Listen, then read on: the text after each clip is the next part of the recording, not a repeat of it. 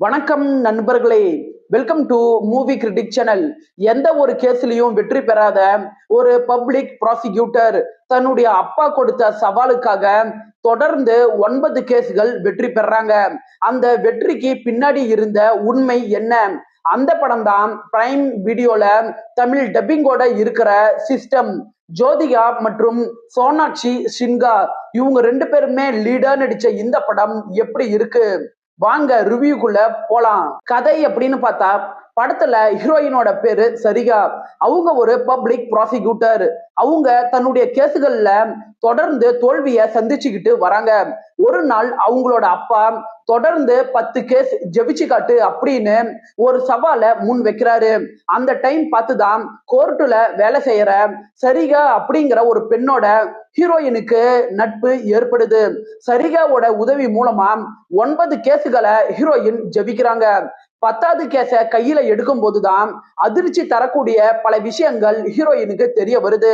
அது என்ன, கடைசியா இந்த படம் எப்படி முடிஞ்சிச்சு அப்படின்னு சொல்றதுதான் படத்தோட மீதி கதையே.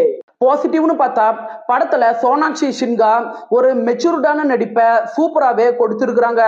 படத்துல ஜோதிகா அமைதியான மற்றும் தன்னோட உணர்ச்சி பூர்வமான நடிப்பு மூலமா படத்தை நல்லாவே தாங்கி நின்றுக்கிறாங்க. படத்துல வழக்கமான மாஸ் மசாலா காட்சிகள் அப்படின்ட்டு எதுவுமே இல்லாம ஒரு கிரவுண்டடு லீகல் உலகத்தை இந்த படம் மூலமா காட்ட முயற்சி பண்ண விதம் நல்லாவே இருக்கு. படத்துல டெல்லி நகரத்தோட சூழலை இயற்கையா இவங்க காட்டினது நல்ல நம்பகத்தன்மைய கொடுக்குது. இந்த படம் 2 மணி நேரம் தான் இருக்கு. குயிக்கா உங்களால பார்த்து முடிக்க முடியும். குறைகள் அப்படின்னு பாத்தீங்கன்னா படத்தோட முதல் பாதி ஸ்லோ பர்னா தான் மூவ் ஆகுது. செகண்ட் ஹாஃப்ல இருந்துதான் இந்த படம் பிக்கப் எடுக்கவே ஆரம்பிக்குது. படத்துல அப்பா மகள் இவங்க 2 பேத்துக்கும் இடையே நடக்கிற மோதலை இன்னுமே ஆழமா இவங்க காட்டியிருக்கலாம். படத்துல கோர்ட் ரூம்குள்ள நடக்கிற த்ரில்லர் காட்சிகள் ஓகே அப்படிங்கிற அளவுக்கு தான் இருக்குது.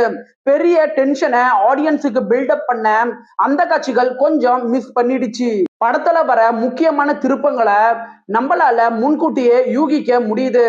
ஓவராலா இந்த சிஸ்டம் படம் ஒரு ஆவரேஜான படம் தான். 10க்கு 6 ரேட்டிங் கொடுக்கலாம். விருப்பப்படுறவங்க பாருங்க, தமிழ் டப்பிங்லயே இருக்கு. படத்துல பெருசா அடல்ட் கண்டென்ட் அப்படின்ட்டு எதுவுமே கிடையாது.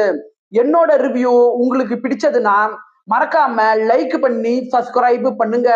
வேற ஏதாவது படத்தோட ரிவ்யூ வேணும்னா அந்த படத்தோட பெயரை கமெண்ட்ல பதிவிடுங்க.